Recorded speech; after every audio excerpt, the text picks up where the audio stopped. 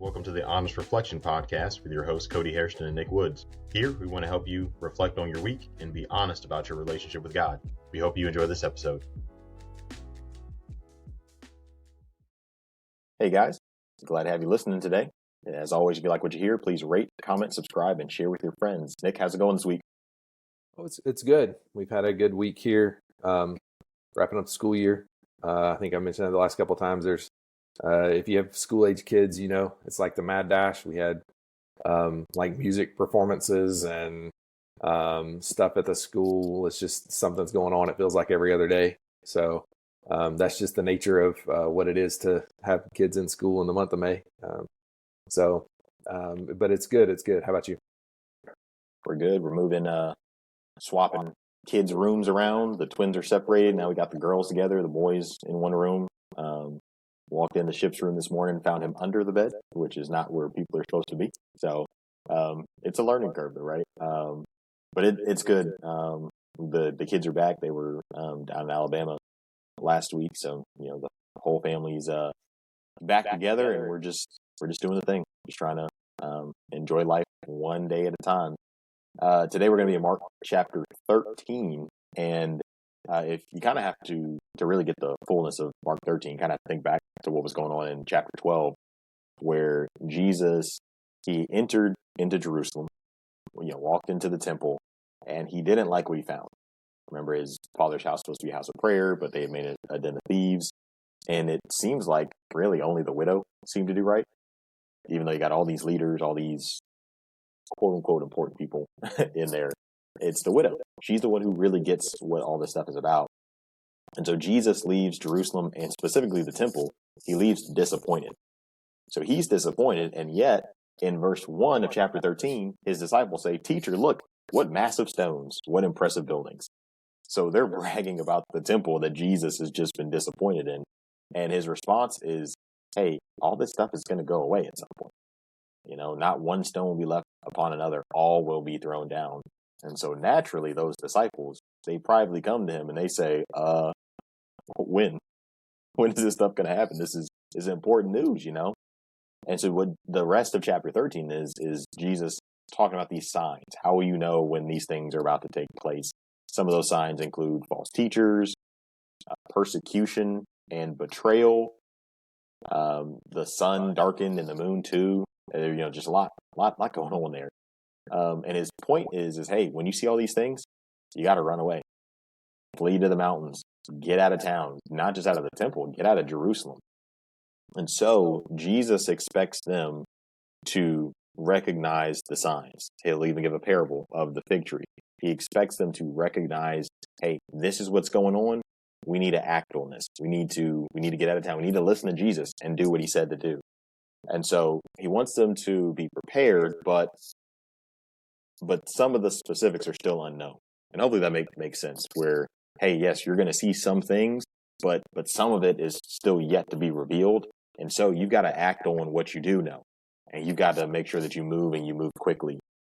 And we talked about this beforehand. I think what we're going to say is Mark 13 is at the very least primarily about the destruction of Jerusalem and the temple, where, they come to Jesus and they're bragging about this temple. And he literally responds with, hey, these buildings are going to come down. This stuff is not going to be here forever. And that's what prompts the question there in verse 4, where they're wondering, okay, so you're saying the temple's going to be gone. Well, when's that going to happen? And I understand there's a lot of end of time language here. And frankly, some confusing language in certain places, especially for those of us so far removed from speaking this way. But I think his main point here is, hey, look, I know you think this temple is glorious. I know you think that it's awesome, but it's not going to be here forever. The temple, and maybe even specifically those in charge of the temple, hey, they don't really have authority here. I do. God does. And so you need to make sure you're with me, not these buildings. And guess what? There's going to be a time where it's very clear who has the authority, and it's going to be Jesus. And so I understand a lot of stuff here is confusing, and especially when you loop in some of the other places where you see some of this language. But Nick, do you have any tips or tricks to helping us understand what's going on here? I don't know about tips or tricks. I do think that it's good to just remember like a lot of the quotes that come up in this chapter, just like other places like Matthew 24, when we're thinking about like how Jesus is using the prophets. You know, there's some quotes from Daniel, from Ezekiel in this section that Jesus is speaking, and he's talking about things that they would have been familiar with or expecting from the Messiah. And so I think as long as we keep like the main thing in front of us, Jesus is coming to establish a new kingdom, it helps us with figurative language, the figurative or the apocalyptic language. And we see this like end times kind of thing, it can help us understand how, if Jesus is predicting the destruction of the temple, that is the end of a time. That's the end of an era where the temple was a way through which people access God. And it's not necessary anymore because people can access God through Jesus. I think another thing that is helpful for me when we're reading this is like, you know, Jesus is trying to get his disciples and through them us to see the world through the spiritual lens, to look at the things around us and be able to see not what the flesh tells us to see, but what we need to see from God's perspective. You know, so he goes in the temple and he's frustrated. You made this a den of thieves. And then another day he goes in and they're just like seeing all these people give all this money. And then this widow comes in and Jesus is like, she gets it. You know, like Cody mentioned, right? Like you've got these pictures that present themselves that are Jesus is trying to prepare them to see the spiritual kingdom. And then they leave and they walk away and they're like, this is beautiful. Look at how amazing this temple is. And that's part of the problem. Part of the problem in seeing Jesus as the Messiah is that he didn't dress like a Pharisee or a priest. He didn't even dress like a king. And so people didn't see who he was. They look at this fascinating and beautiful. And from all accounts, historically, it was beautiful. Like when Herod rebuilt it and refinished it, it was a beautiful structure, not quite what Solomon's was, but still very beautiful to behold. And Jesus is saying, don't let anybody trick you. Don't let your eyes trick you. You need to see what's really going on behind the scenes. And I think even there's a reference to that for us as readers. He says, let the reader understand later on when he's talking about a couple of things. And I think by the time this is written, as Mark's writing all this down, it's like, hey, we see the bigger picture. We see the kingdom has come. We understand that God's access is not limited to a physical place on the earth. But also, spiritually speaking, things can be really pretty on the outside. And as Jesus said to the Pharisees, they can have dead men's bones on the inside. And I think that's another point that Jesus is trying to get his disciples to see. So even though as we kind of walk through this chapter, I think Cody and I were talking about this beforehand too, is like we want to leave reflections with the main concepts that we see in the chapter. We're not diving into every single symbol that we see here. But I do think as we look at this, we'll be able to see some really significant applications for us. One of which is just the concept of we always need to be ready. There's a spiritual battle going on. Our life is going to be turned upside down when we follow Jesus. And we need to always be ready to do things his way. Yeah. Verse 9, be on your guard. Verse 23, and you must watch. And then 33, watch, be alert. Like it's just 37. I say to everyone, be alert. It's like, okay, well, I understand there's a lot of things going on here, but Jesus makes it pretty clear. Like the main idea that he's trying to communicate is that they need to be prepared. They need to be watching. They need to be watchful and being ready for what's happening. I think the parable of the fig tree is one of the main ways that he shows this. So that's verses 28 and 29. It says, learn this lesson from the fig tree. As soon as its branch becomes tender and sprouts leaves, you know that summer is near. In the same way, when you see these things happening, recognize that he is near and he is at the door. So he says, hey, look, like you guys can look out at a fig tree and you can understand some things from it, right? You know, hey, look, summer is near. You know, maybe there's about to be fruit here on this fig tree. How do you know? It's not because you can see the future. It's because you observed what you can observe and you were able to have some understanding about what you have not yet seen. And we actually just saw Jesus do something like that in the last chapter. If you remember the fig tree situation where he walks up, there's leaves, and he expects fruit, right? Why did he expect fruit? Because he was vigilant. He saw what was going on. He knew what should have been there. And he's like, hey, it should be the same thing with you guys. You guys should be able to notice what's about to happen based on what's going on, because I've pointed these things out to you, right? I've shown you what's going to happen. So it shouldn't come as a surprise. I think the big thing from the fig tree parable, though, is Jesus' point is clearly, hey, when you do notice something, you're supposed to do something about it. So when you notice these things that are happening, like all these signs that he's pointed out, he says, well, that means you got to get out. You got to run away. In verse 14, those in Judea must flee to the mountains, right? When you see these things, don't just stand around. It's like, oh yeah, Jesus did say something about that. He's like, no, now that means it's time to act. And that's what shows who really is being vigilant versus who's not. It's not that, hey, these guys just had better eyesight. It's they did something about it. And that's what demonstrated their vigilance. And really, these guys they should have noticed some things before. So they haven't been super vigilant yet. I think a lot of that is because they were looking at the wrong things. You know, Jesus takes them into the temple and he sees a den of thieves, and they come out looking like, oh, look how pretty the temple is. And it's like, okay, well, you saw what needed to be seen, but you weren't focused on it. You weren't looking for the right things. Really, if you saw the temple turn into a den of thieves, you should have done something about it like Jesus did, right? Whether it's like literally overturning tables like he did, or just doing some living better yourself.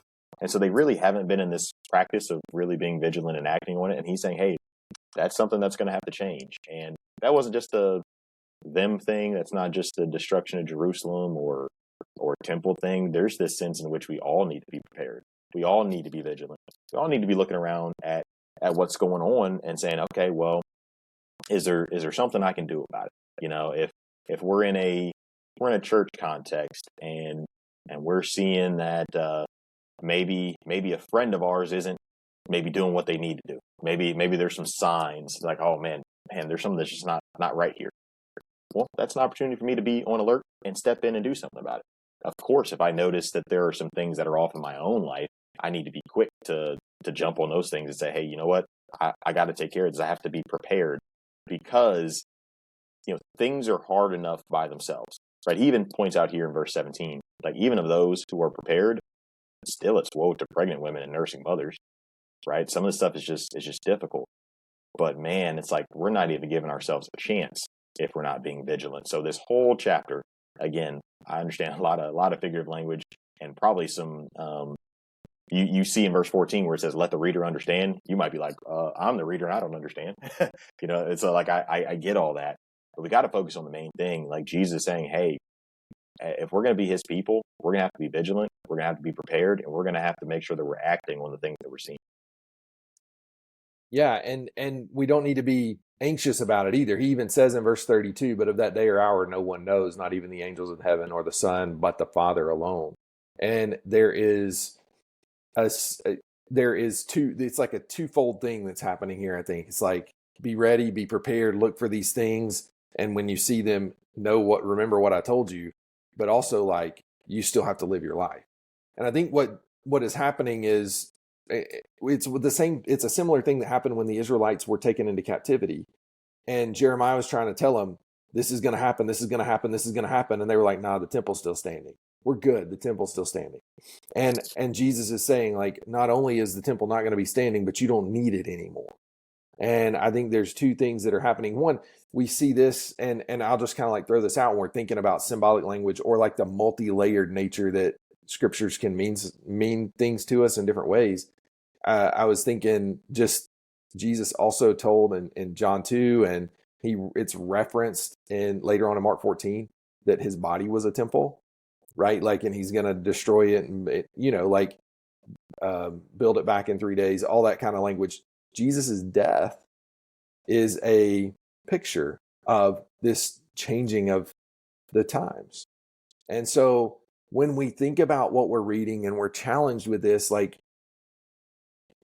be ready, be prepared. And so some of these applications, of course, it's natural for us. I guess what I'm thinking is, like, it's natural for us to take this and then try to make it like directly apply to the Lord coming a second time. Because we know there are passages in First Thessalonians 4, in Acts 1, when Jesus descends, that the angels tell him, like, go about your business. He's going to return the same way he came. And so the naturally, like, I want to know more. I want to know more. Really, all we have about Jesus' coming back is found in large part in 2 Peter 3 and in 1 Thessalonians 4 and 5. And a very similar thing happens in 1 Thessalonians 5, where he says, the day of the Lord will come like a thief in the night. We don't need to be super concerned with when things are going to happen. We need to be concerned with knowing that it will come so that we can be ready. And for us, seeing the fulfillment of Jesus's prophecy, one, he went to the cross and he died and God raised him up and seated him on the throne. He established himself as the true Messiah and the King. Two, the temple was destroyed because it's not necessary to come into contact with God. That's through Jesus.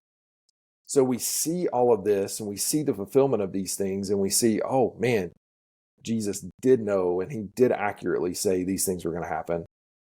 We just know it's going to come. I was thinking about 1 Corinthians 15, where they're asking Paul questions like, hey, what body am I going to have in the resurrection? He calls them foolish. He's like, you're not thinking about things in a way that matters. What matters is get yourself ready now. Do the things now while you still have today, right? Like we have an opportunity to serve the Lord, to follow him, to change our life, to be ready and be prepared. So I love that. I think you and I both, Cody, we talked about this beforehand, just like the concept of being prepared is something that doesn't just apply to this specific context, but it's like a greater biblical principle for followers of Jesus, where we are constantly living ready, and we're living like those 5 virgins who had their oil and they had enough, and they had more than enough because they didn't know how long it was going to be. And we just keep finding that endurance and that courage and that discipline to keep every day serving the Lord. He says in verse 33, take heed, keep on the alert, for you do not know when the appointed time will come. It's like a man on a journey. He left his house and putting his slaves in charge, assigning to each one his task, and commanded the doorkeeper to stay alert. Everybody's got a responsibility. We have what we need to be ready for the Lord to return. We don't need to know when. We need to live, and we need to serve, and we need to know that it will come about. And so I guess I was thinking about that from that perspective of like, though I don't think Mark 13 is talking about Jesus' second return, when we read it, we can't help but think about that, because as faithful disciples, we're eagerly anticipating Jesus coming again. And so we want things to kind of fit into place where we're like, tell me when is this going to happen? What are the signs of Jesus? Are we going to be able to be prepared? We can be prepared right now. It kind of comes from an unfortunate mindset that says, I'm going to wait until I see the signs to get ready. And really what Jesus wants from us is to be ready always. So I was thinking about that in connection to preparation and just this chapter, and seeing some of the different connection points to Jesus himself and how he becomes the access point to God. I think all that kind of connects us together, Cody. Yeah, I think the CSB, it renders 34. It's like a man on a journey who left his house, gave authority to his servants, gave each one his work, and commanded the doorkeeper to be alert. I mean, I hadn't noticed that until this time of reading through.